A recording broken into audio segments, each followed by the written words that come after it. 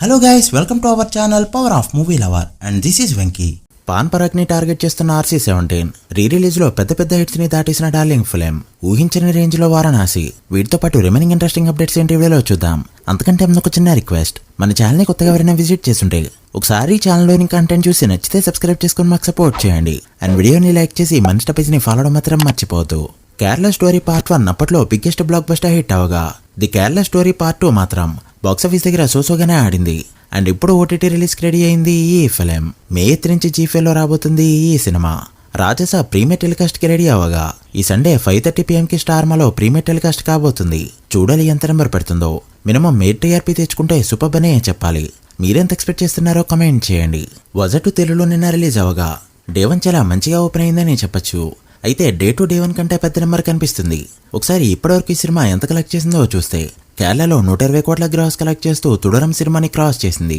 And ఇప్పుడు industry hit వైపు వెళ్తూ ఉండగా నిన్న తెలుగు స్టేట్స్ లో 85 లక్షల వరకు గ్రాస్, తెలుగు మలయాళం కలిపి 175 లక్షల వరకు గ్రాస్ కలెక్ట్ చేసింది.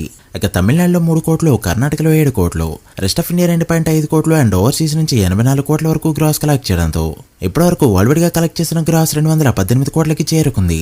సో ఇప్పుడు 250 కోట్లు టార్గెట్ చేయగా 300 కోట్లు మాత్రం కష్టంగానే కనిపిస్తుందని చెప్పొచ్చు. చూడాలి ఎక్కడి వరకు వెళ్తుందో. ఇక రీసెంట్ గా రిలీజ్ అయిన డార్లింగ్ డే 1 ఎక్స్పెక్టేషన్స్ ని మించి పర్ఫార్మ్ చేస్తే డే 2 కూడా చాలా ఎక్సలెంట్ గా హోల్డ్ చేసింది.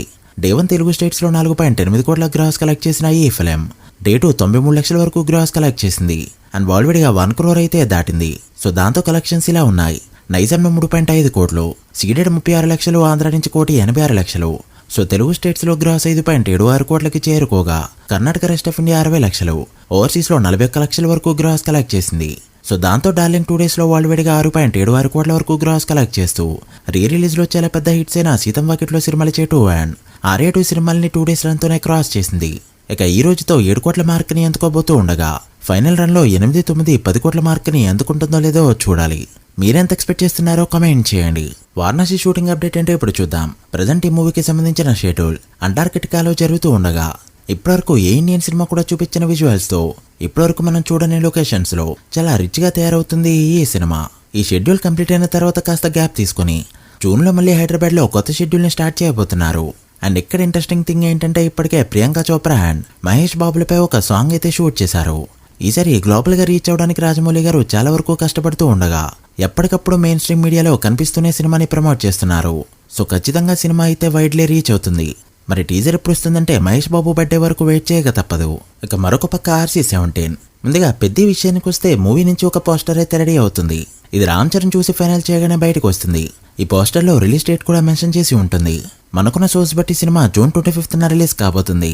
ఎందుకంటే ఓవర్సీస్ లో ఇప్పటికే ఇంటిమేట్ చేశారు June 24th ప్రీమియర్స్ తో సినిమా గ్రాండ్ గా రిలీజ్ అవుతుంది అని.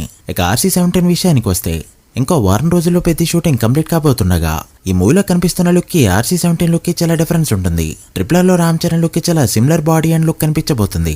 సో మేక్ ఓవర్ అయితే ఇంకో వారం నుంచి స్టార్ట్ చేయబోతున్నాడు చరణ్.